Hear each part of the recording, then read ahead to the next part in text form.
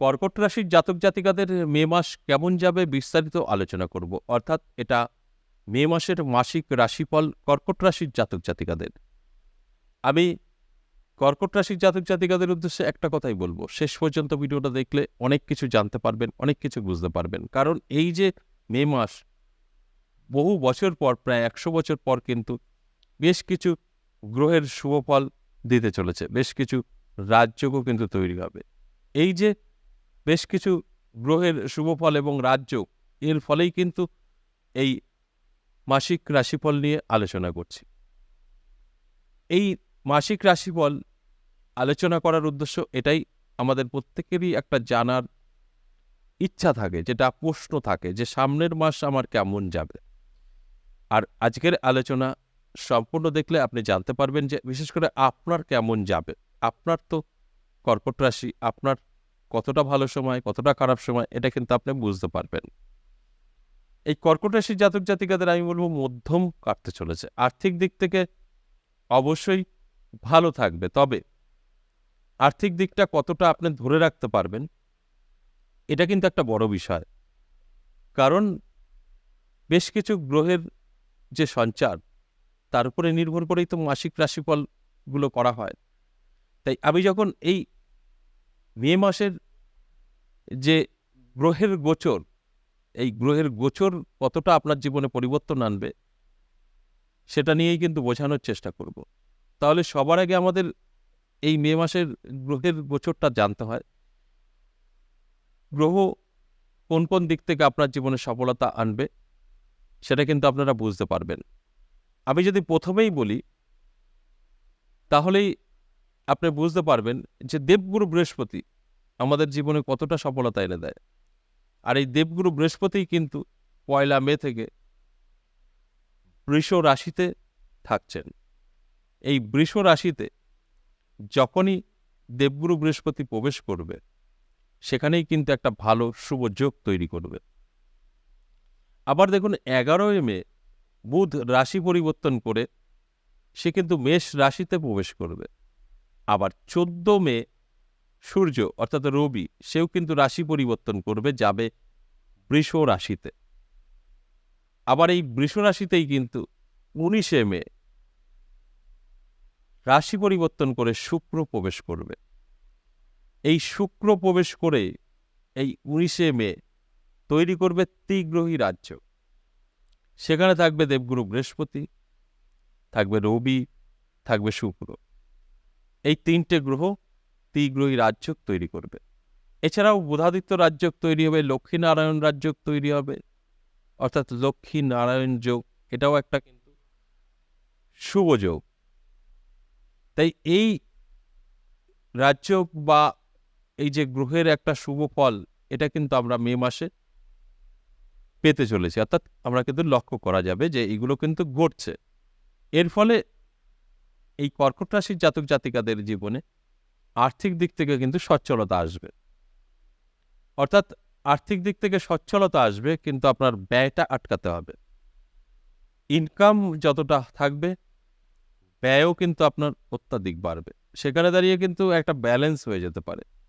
আর আপনারা যদি এটাকে এড়িয়ে যেতে পারেন, অর্থাৎ আপনার ইনকাম আছে যথেষ্ট, ব্যয়টাকে আপনি কমিয়ে দিচ্ছেন, সেখানে গিয়ে কিছুটা লাভবান আপনি হতে পারেন।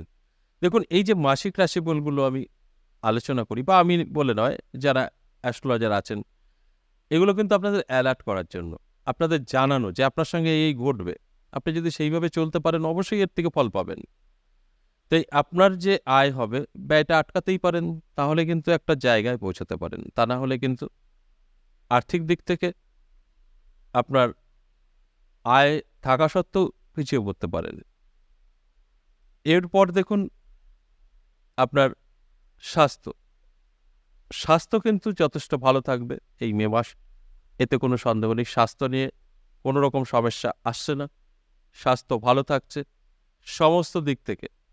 আপনার যদি কোনো মেডিসিন চলে বা আপনি অসুস্থ, সেখান থেকেও কিন্তু অনেকটাই ভালো জায়গায় পৌঁছাতে পারবেন এই মে মাস।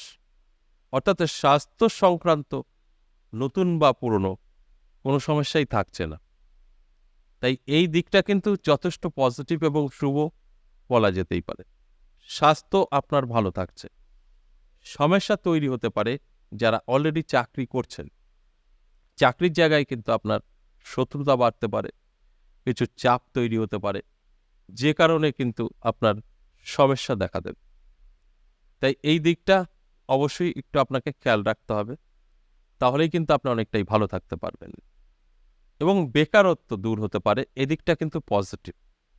আপনার কর্কট রাশি, আপনি বেকার, বহু চেষ্টা করেছেন, কোনো রকম সন্ধান কাজের পাননি, সেই জায়গা থেকে কিন্তু একটা ভালো রেজাল্ট আপনার আসবে। আপনার বেকারত্ব দূর হবে, সেটা আপনি নিজে কিছু করুন বা অন্যের। হয়তো আপনি চাকরি খুঁজছেন, আপনি কিন্তু এই মাসে পেয়ে যাবেন, যদি আপনার সেই যোগ্যতা অনুযায়ী খোঁজ করে থাকেন। বা আপনার বেকারত্ব দূর করার জন্য আপনি নিজে কিছু করতে চাইছেন, ব্যবসা করতে চাইছেন, সেটাও করতে পারেন।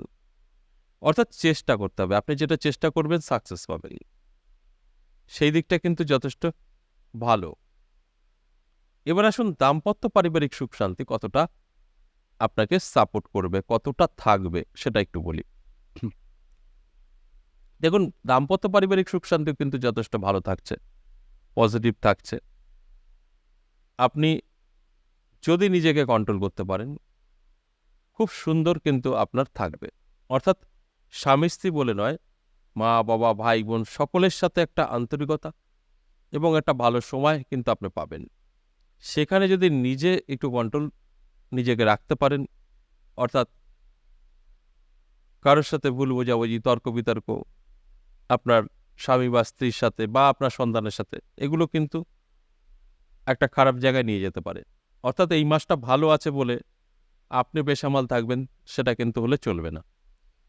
আপনি আপনার মতো চলুন, দেখবেন সব কিছু ঠিকঠাক আছে। দাম্পত্য সুখ শান্তি যথেষ্ট পজিটিভ আপনার। কিন্তু যারা লাভ রিলেশনে আছেন, তাদের ক্ষেত্রে কিছুটা সমস্যা তৈরি হতে পারে। সমস্যা তৈরি হতে পারে বলেছি, এটা আপনারা কাটিয়েও তুলতে পারেন। কিভাবে? দেখুন, অনেকেই আছেন সিদ্ধান্ত নিচ্ছেন যে বহু বছর এই রিলেশনে আছি, এবার একটু সাংসারিকের মধ্যে ঢুকতে চাইছেন, যে লাইফ মার্টার করে নেবেন সারা জীবনের জন্য, বিবাহ পর্যন্ত নেবেন। তাই সেখানে গিয়ে কিন্তু কিছু সমস্যা তৈরি হতে পারে। অর্থাৎ যে কোনো সিদ্ধান্ত, আমি আবারও বলছি, লাভ রিলেশন দিক থেকে না নেওয়াই ভালো। হয়তো আপনারা ভাবছেন বাড়িতে আলোচনা করি, বিবাহ পর্যন্ত নেবেন, দিন ফিক্সড করে ফেলবেন, বা অনেকে বিয়েও করে ফেলতে পারেন, সেই জায়গায় কিন্তু একটু খারাপ হবে। এই মাসটা এড়িয়ে গিয়ে করুন, ভালো হবে। এই মাসে আপনাদের কিন্তু এই বিবাহ পর্যন্ত নেওয়া বা আলোচনা করা সঠিক হবে না। হয়তো বড় একটা সিদ্ধান্ত নিয়ে ফেললেন, যখনই আপনি নিয়ে ফেললেন তারপর কিন্তু দেখা যাবে যে কোনো না কোনো সমস্যার কারণে সেই জায়গাটা নষ্ট হয়ে যেতে পারে। এটা নিশ্চয়ই ভালো না। তাই আগে ১০ বার ভাবতে হবে, তারপর যে কোনো কাজ করতে হবে। তাই এই মাসটা এড়িয়ে যাওয়াই আমার মনে হয় ভালো। আর যেটা ভালো হতে চলেছে কর্কট রাশির জাতক জাতিকাদের, সেটা হচ্ছে যারা অবিবাহিত আছেন, বিবাহের যোগ কিন্তু প্রবল। যারা অবিবাহিত শুধু নয়, বহু বছর বছর ধরে চেষ্টা করছেন, সাকসেস হচ্ছে না, বয়স বেড়ে গেছে, তাদের জন্য কিন্তু যথেষ্ট ভালো। আপনারা যদি চেষ্টা করেন, আপনারা অবশ্যই আপনার মনের মতো পাত্র বা পাত্রীর সন্ধান পেতে পারেন। আর এই যে মাসিক রাশিফলগুলো আলোচনা করছি, এটা কিন্তু আপনাদের অ্যালার্ট করার জন্য এবং সর্বজনীন, এবং এটা অ্যাভারেজ হিসাব। তাই আপনার সাথে মিলবে কি মিলবে না, সেটা আপনি সঠিক তথ্য তখনই জানতে পারবেন যখন আপনার জন্মছক বা আপনার হস্তরেখা বিচার বিশ্লেষণ করাবেন। তাই করিয়ে নিলেই আপনি কিন্তু সঠিক জানতে পারবেন। আর এখানে যাদের যাদের সব ঠিকঠাক থাকবে তাদের সাথে অবশ্যই মিলবে, যাদের ঠিকঠাক থাকবে না তাদের কিন্তু নাও মিলতে পারে। আমি সবসময় বলি যে এটা সম্পূর্ণ অ্যাভারেজ এবং সর্বজনীন। তাই অবশ্যই আপনার জন্মছক বা আপনার হস্তরেখা একটু মিলিয়ে নিলে সঠিকটা আপনি কিন্তু জানতে পারবেন। আজ এ পর্যন্তই, আবারও আসবো নেক্সট ভিডিও নিয়ে। ততক্ষণ ভালো থাকুন। নমস্কার।